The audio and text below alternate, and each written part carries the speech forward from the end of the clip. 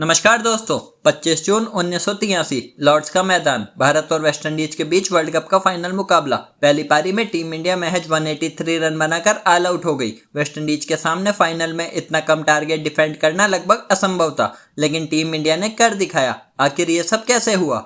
1983 world cup final जीत के 40 साल पूरे हो चुके हैं। आइए जानते हैं उस दिन टीम इंडिया के टॉस हारने से ट्रॉफी जीतने तक की पूरी कहानी।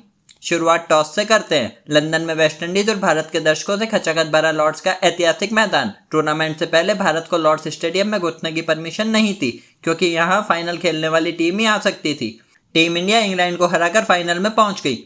भारत के जिन फैंस को टूर्नामेंट में टीम से 2 मैच जीतने की भी उम्मीद नहीं थी, वो फैंस इंग्लैंड के दर्शकों से टिकट खरीदकर फाइनल देखने पहुंच गए। वेस्टइंडीज को 2 बार वर्ल्ड कप जीता चुके क्लाइव लॉयड ने भारत के कप्तान कपिल देव के खिलाफ टॉस जीत लिया। लॉर्ड्स की घास भरी पिच पर लॉयड को पहले गेंदबाजी करने में कोई परेशानी नहीं हुई। टॉस हारकर पहले बैटिंग करने उतरी टीम इंडिया से सुनील गावस्कर और कृष्णमचारी श्रीकांत बैटिंग करने उतरे। सामने वेस्टइंडीज की खतरनाक पेसर्स की चौकड़ी, जिनमें Andy Roberts, Joel Gardner, Michael Holding और मैल्कम मार्शल जैसे तेज गेंदबाज शामिल थे। ये बॉलर्स टूर्नामेंट में विपक्षी बैटर्स के विकेट लेने से ज्यादा उन्हें घायल करने के लिए पहचाने जा रहे थे। रॉबर्ट्स की पहली बॉल पर गावस्कर बगैर हेलमेट के बैटिंग करने के लिए खड़े हो गए। ऑफ स्टंप की गुड लेंथ बॉल को गावस्कर ने डिफेंस किया। दूसरी बॉल लेग साइड पर रही और गावस्कर ने फाइन लेग पर फाइनल का पहला रन ले लिया। गावस्कर ज्यादा देर टिक नहीं सके और 5वें ओवर में रॉबर्ट्स ने विकेट कीपर के हाथों उन्हें कैच आउट करा दिया। उन्होंने 2 रन बनाए। 2 रन पर पहला विकेट गंवाने के बाद नंबर 3 पर मोहिंदर अमरनाथ उतरे। उन्होंने श्रीकांत के साथ पारी आगे बढ़ाई और विंडीज बॉलर्स को विकेट के लिए तरसा दिया। श्रीकांत ने एक एंड से चौके लगाने शुरू किए और दूसरे विकेट के लिए 50 की पार्टनरशिप कर ली। अपनी पारी में 7 चौके और 1 छक्के लगा चुके श्रीकांत 38 रन बनाकर मार्शल की बॉल पर LBW हो गए।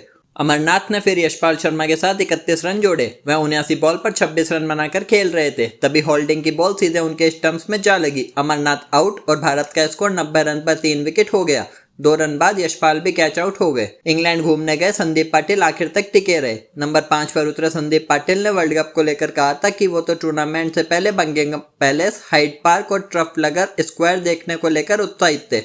अब वह विंडीज पेसर्स के सामने फाइनल में बैटिंग कर रहे थे। टीम का स्कोर 92 रन पर 4 विकेट था। यहां से उन्होंने एक एंड से रन बनाने शुरू किए। पाटिल के सामने कपिल देव 15 रन बनाकर आउट हो गए। कपिल के बाद कीर्ति आजाद खाता भी नहीं खोल सके और रोजर बिन्नी 2 ही रन बना सके। दोनों को एंडी रॉबर्ट्स ने कैच आउट कराया और भारत का स्कोर एक समय 90 रन पर 2 विकेट से 130 रन पर 7 विकेट हो गया। पाटिल अब भी एक छोर पर टिके रहे। पाटिल ने मदन लाल के साथ 23 रन की पार्टनरशिप की और टीम इंडिया को 150 के पार पहुंचाया, लेकिन 29 बॉल पर 27 रन बनाकर वह भी आउट हो गए। आखिर में मदन लाल ने 17, विकेटकीपर सैयद किरमानी ने 14 और गेंदबाज बलविंदर संधू ने 11 रन बनाकर भारत को 183 तक पहुंचाया। विंडीज पेसर्स ने 60 ओवर के मैच में टीम इंडिया को 54.4 ओवर में ही ऑल आउट कर दिया।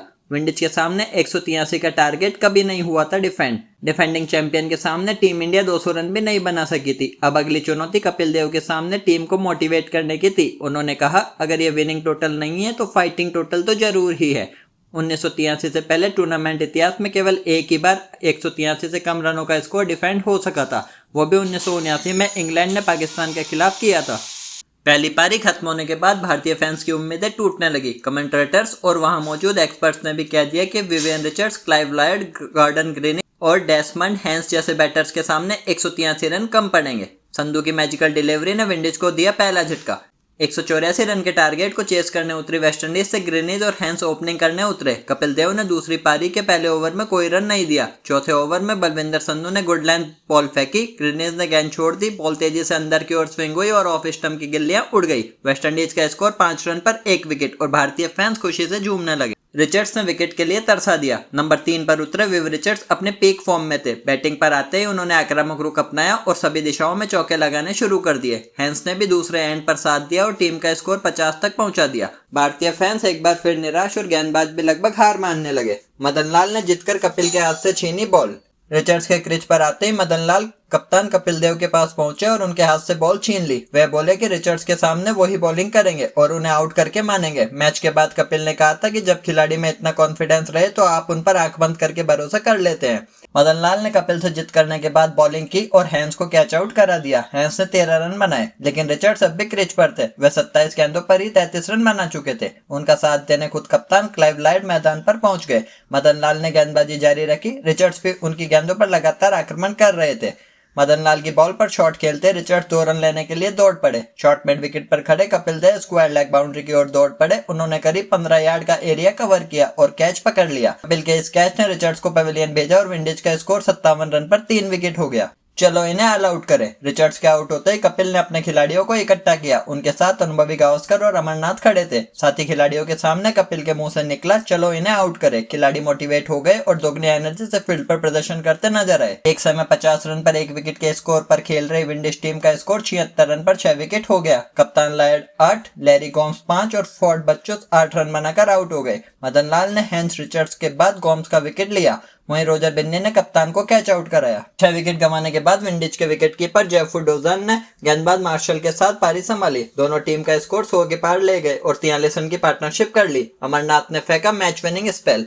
गेंदबाजों को समझ नहीं आ रहा था कि विकेट कहां से मिलेगा। तभी मोइंदर अमरनाथ बॉलिंग करने आए। उन्होंने पहले डुजोन को बोल्ड किया और फिर मार्शल को भी कैच करा दिया। कपिल देव ने एंडी रॉबर्ट्स को अगले ओवर में एलबीडब्ल्यू कर दिया। 119 पर 6 से विंडीज का स्कोर 126 रन पर 9 विकेट हो गया। विंडीज को अब 58 रन की जरूरत और उनका एक ही विकेट बाकी। भारतीय खिलाड़ी और फैंस को जीत की महक आने लगी। आखिरी विकेट पर जोएल गार्डनर और माइकल होल्डिंग टिक गए। गार्डनर 19 और होल्डिंग 24 गेंदें खेल चुके थे।